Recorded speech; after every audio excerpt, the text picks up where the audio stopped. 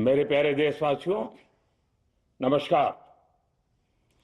आज मैं एक बेहद महत्वपूर्ण विषय पर, विशेषकर देश की माताओं, बहनों और बेटियों से बात करने के लिए आया हूं। आज भारत का हर नागरिक देख रहा है कि कैसे भारत की नारी शक्ति की उड़ान को रोक दिया गया, उनके सपनों को बेरहमी से कुचल दिया गया। हमारे भरसक प्रयास के बावजूद हम सफल नहीं हो पाए। नारी शक्ति वंदन अधिनियम में संशोधन नहीं हो पाया और मैं इसके लिए सभी माताओं, बहनों, उनसे मैं क्षमा प्रार्थी हूं। साथियों, हमारे लिए देश हित सर्वोपरि है, लेकिन जब कुछ लोगों के लिए दल हित सब कुछ हो जाता है, दल हित देश हित से बड़ा हो जाता है, तो नारी शक्ति को, देश हित को इसका खामियाजा उठाना पड़ता है। इस बार भी यही हुआ है। कांग्रेस, डीएमके, टीएमसी और समाजवादी पार्टी जैसे दलों की स्वार्थी राजनीति का नुकसान देश की नारी शक्ति को उठाना पड़ा है। साथियों, कल देश की करोड़ों महिलाओं की नजर संसद पर थी। देश की नारी शक्ति देख रही थी। मुझे भी ये देखकर बहुत दुख हुआ कि जब ये नारी हित का प्रस्ताव गिरा तो कांग्रेस, डीएमके, टीएमसी, सपा जैसी परिवारवादी पार्टियां खुशी से तालियां बजा रही थी। महिलाओं से उनके अधिकार छीनकर ये लोग मेजें थपथपा रहे थे। उन्होंने जो किया वो केवल टेबल पर थाप नहीं थी, वो नारी के स्वाभिमान पर, उसके आत्मसम्मान पर चोट थी।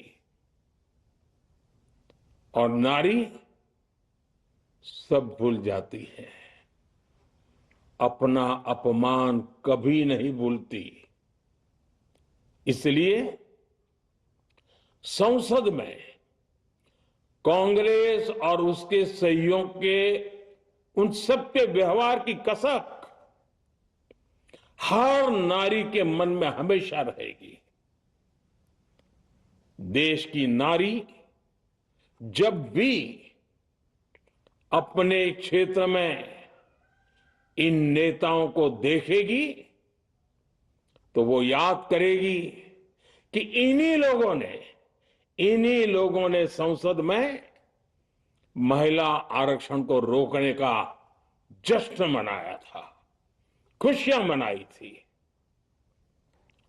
कल संसद में नारी शक्ति वंदन संशोधन का जिन दलों ने विरोध किया है, उनसे मैं दो टूक कहूंगा। ये लोग नारी शक्ति को फॉर ग्रांटेड ले रहे हैं। वो ये भूल रहे हैं कि 21वीं सदी की नारी देश की हर घटना पर नजर रख रही है। वो उनकी मंशा भांप रही है और सच्चाई भी भली भांति जान चुकी है। इसलिए महिला आरक्षण विरोध करके जो पाप विपक्ष ने किया है, इसकी उन्हें सजा जरूर मिलेगी। इन दलों ने संविधान निर्माताओं की भावनाओं का भी अपमान किया है और जनता द्वारा इसकी सजा से भी वो बच नहीं पाएंगे। साथियों, सदन में नारी शक्ति वंदन संशोधन किसी से भी कुछ छीनने का नहीं था। नारी शक्ति वंदन संशोधन हर किसी को कुछ न कुछ देने का था, देने के लिए संशोधन का था। ये 40 साल से लटके हुए नारी के हक को 2029 के अगले लोकसभा चुनाव से उसका हक देने का संशोधन था। नारी शक्ति वंदन संशोधन 21वीं सदी के भारत की नारी को नए अवसर देने, नई उड़ान देने, उसके सामने से बाधाएं हटाने का महायज्ञ था। देश की 50% यानी आधी आबादी को उसका अधिकार देने का साफ नियत के साथ, ईमानदारी के साथ किया गया एक पवित्र प्रयास था। नारी को भारत की विकास यात्रा में सहयात्री बनाने और सबको जोड़ने का प्रयास था। नारी शक्ति वंदन संशोधन समय की मांग है। नारी शक्ति वंदन संशोधन उत्तर, दक्षिण, पूर्व, पश्चिम सभी राज्यों की, हर राज्य की शक्ति में समान वृद्धि का प्रयास था। ये संसद में सभी राज्यों की आवाज को अधिक शक्ति देने का प्रयास था। राज्य छोटा हो, राज्य बड़ा हो, राज्य की आबादी कम हो या राज्य की आबादी ज्यादा हो, सबकी समान अनुपात में शक्ति बढ़ाने की कोशिश थी। लेकिन इस ईमानदार प्रयास की कांग्रेस और उसके सहयोगियों ने सदन में पूरे देश के सामने भ्रूण हत्या कर दी है, भ्रूण हत्या कर दी है। ये Congress, TMC, Samajwadi party, DMK जैसे दल इस भ्रूण हत्या के गुनहगार है। ये देश के संविधान के अपराधी हैं। ये देश की नारी शक्ति के अपराधी हैं।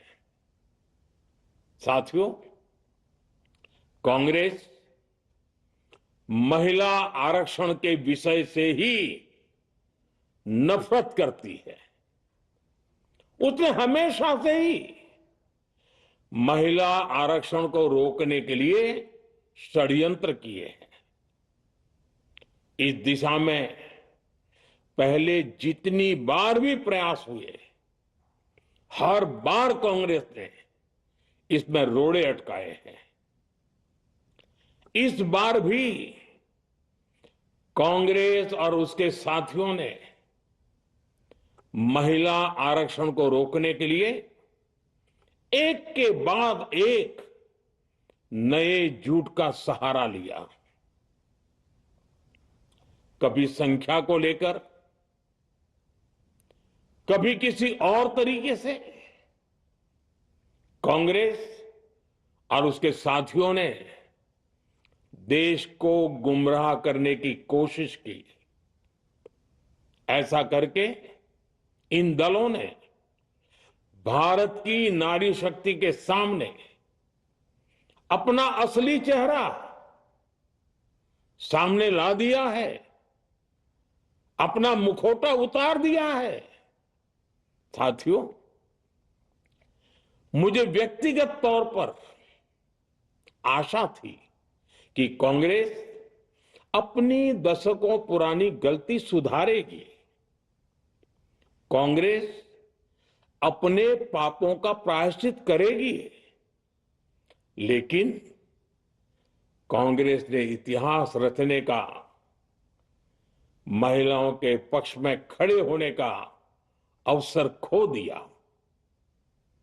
कांग्रेस खुद देश के अधिकांश हिस्सों में अपना वजूद खो चुकी है। कांग्रेस परजीवी की तरह क्षेत्रीय दलों की पीठ पर सवार होकर खुद को जिंदा रखे हुए है।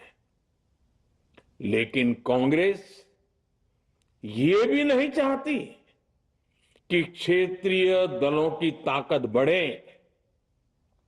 इसलिए कांग्रेस ने इस संशोधन का विरोध करवाकर अनेक क्षेत्रीय दलों के भविष्य को अंधकार में धकेलने का राजनीतिक षड्यंत्र किया है। साथियों, Congress, Samajwadi party, DMK, TMC और दूसरी पार्टियां इतने वर्षों से हर बार वही बहाने, वही कुतर्क गढ़ते आए हैं, बनाते आए हैं।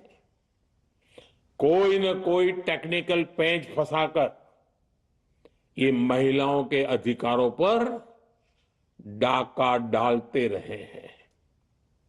देश राजनीति का ये भद्दा पैटर्न बराबर समझ चुका है और उसके पीछे की वजह भी जान चुका है। भाइयों बहनों, नारी शक्ति वंदन अधिनियम के विरोध की एक बड़ी वजह है इन परिवारवादी पार्टियों का डर। इन्हें डर है अगर महिलाएं सशक्त हो गई तो इन परिवारवादी पार्टियों का नेतृत्व खतरे में पड़ जाएगा। ये कभी नहीं चाहेंगे कि उनके परिवार के बाहर की महिलाएं आगे बढ़े। आज पंचायतों में, लोकल बॉडीज में जिन हजारों लाखों महिलाओं ने अपनी क्षमता को साबित किया है, जब आगे बढ़कर लोकसभा और विधानसभाओं में आना चाहती हैं, देश की सेवा करना चाहती हैं, परिवारवादियों के भीतर उनसे असुरक्षा की भावना बैठी हुई है। परिसीमन के बाद महिलाओं के लिए कहीं ज्यादा सीटें होगी, महिलाओं का कद बढ़ेगा। इसलिए इन लोगों ने नारी शक्ति वंदन संशोधन का विरोध किया है। देश की नारी शक्ति कांग्रेस और उसके सहयोगियों को इस पाप के लिए कभी माफ नहीं करेगी। मेरे प्रिय देशवासियों, कांग्रेस और उसके साथी दल डिलिमिटेशन पर लगातार लगातार झूठ बोल रहे हैं।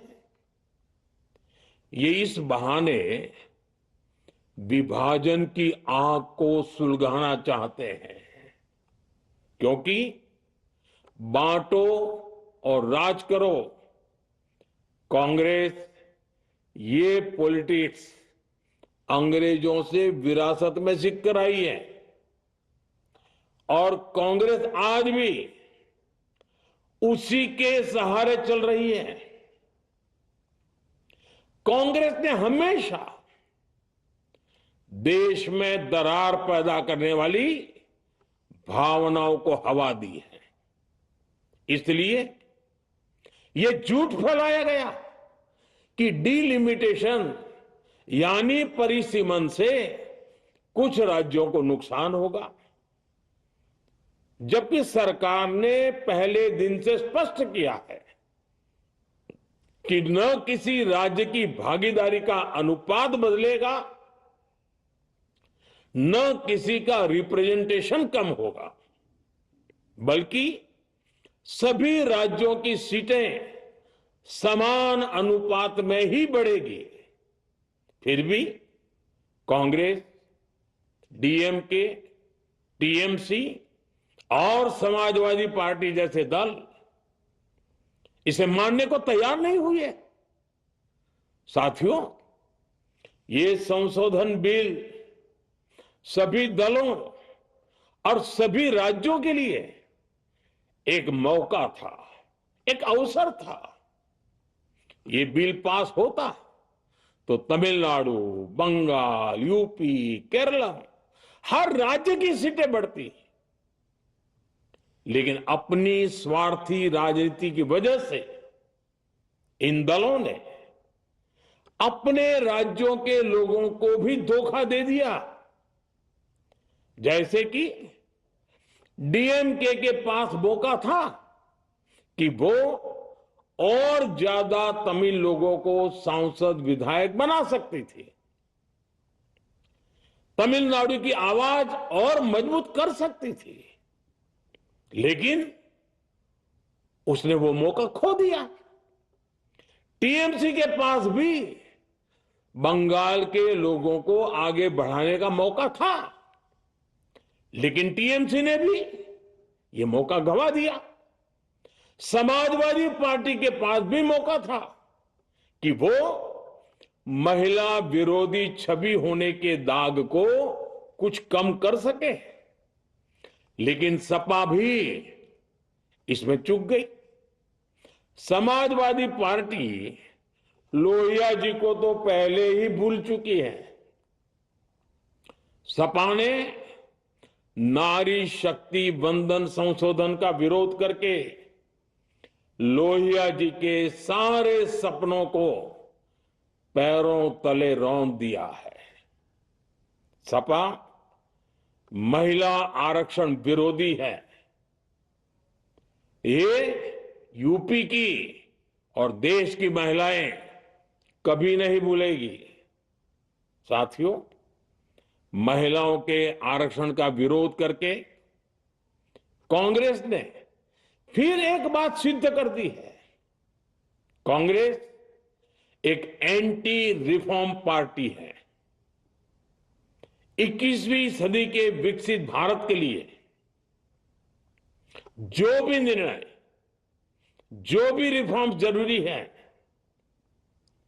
जो भी निर्णय देश ले रहा है, कांग्रेस उन सब का विरोध करती है,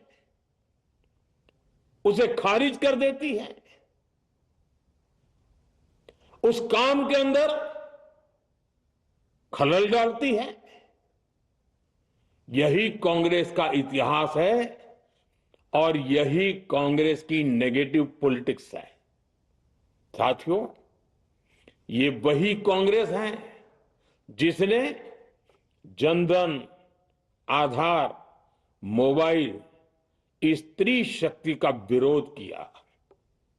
कांग्रेस ने डिजिटल पेमेंट्स का विरोध किया। कांग्रेस ने जीएसटी का विरोध किया। कांग्रेस ने सामान्य वर्ग के गरीबों को आरक्षण का विरोध किया। कांग्रेस ने ट्रिपल तलाक के विरुद्ध कानून का विरोध किया। कांग्रेस ने आर्टिकल 370 हटाने का विरोध किया। हमारा संविधान, हमारे कोर्ट जिस यूनिफॉर्म सिविल कोड, समान नागरिक आचार संहिता को, यूसीसी को जरूरी बताते हैं, कांग्रेस उसका भी विरोध करती है। रिफॉर्म का नाम सुनते ही कांग्रेस विरोध की तख्ती लेकर दौड़ पड़ती है। ऐसा कोई भी काम जिससे देश मजबूत होता है, कांग्रेस उसमें बाधाएं खड़ी करने के लिए पूरी शक्ति लगा देती है। Congress one nation one election का विरोध करती है। कांग्रेस देश में घुसपैठियों को भगाने का विरोध करती है। कांग्रेस मतदाता सूची के शुद्धिकरण एसआईआर का विरोध करती है।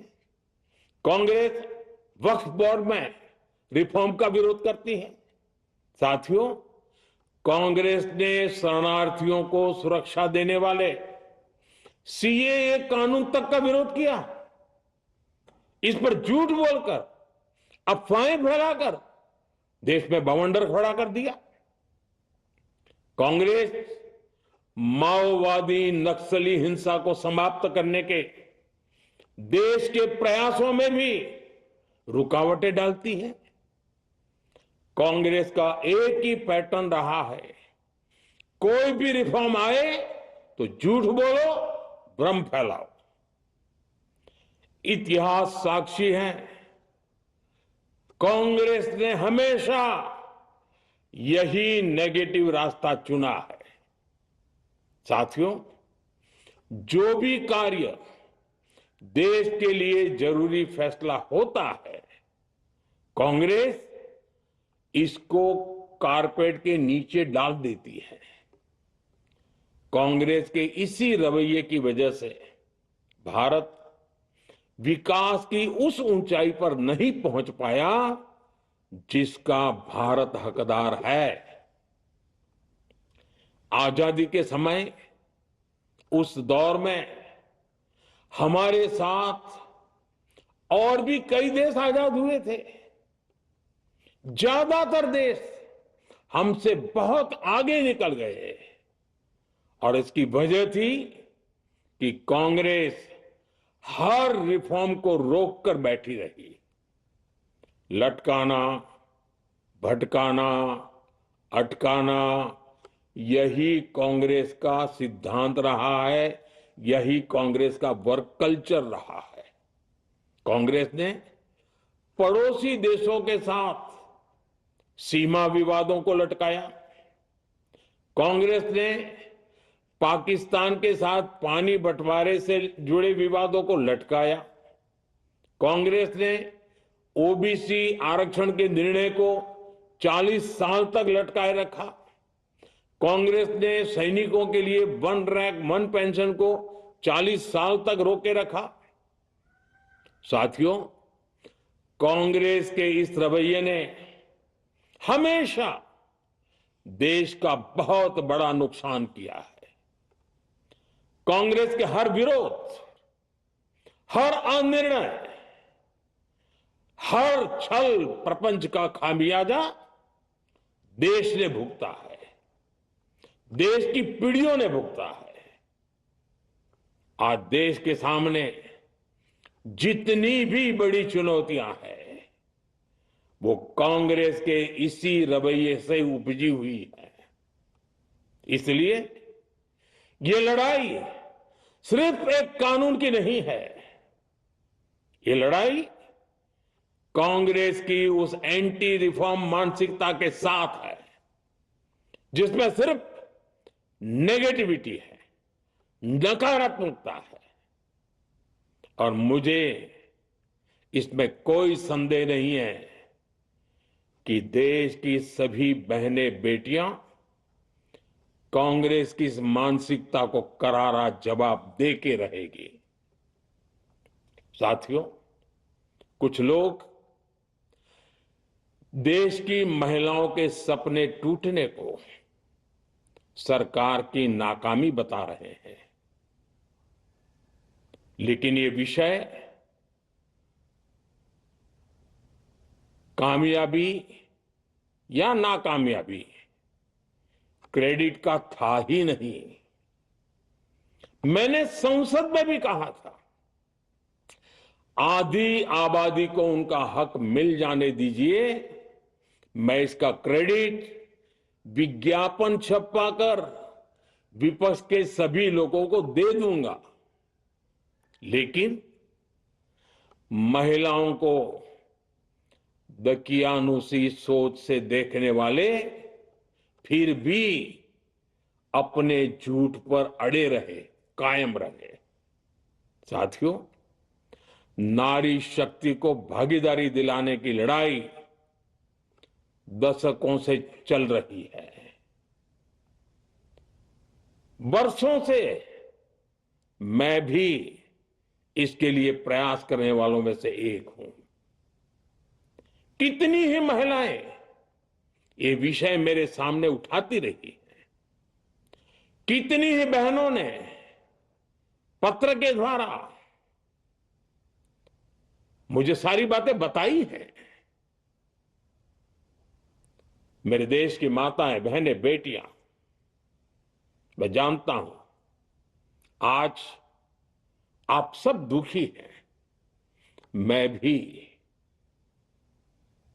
आपके इस दुख में दुखी हूं। आज भले ही बिल पास कराने के लिए जरूरी 66% वोट हमें नहीं मिला हो, लेकिन मैं जानता हूं देश की 100%, 100% नारी शक्ति का आशीर्वाद हमारे साथ है।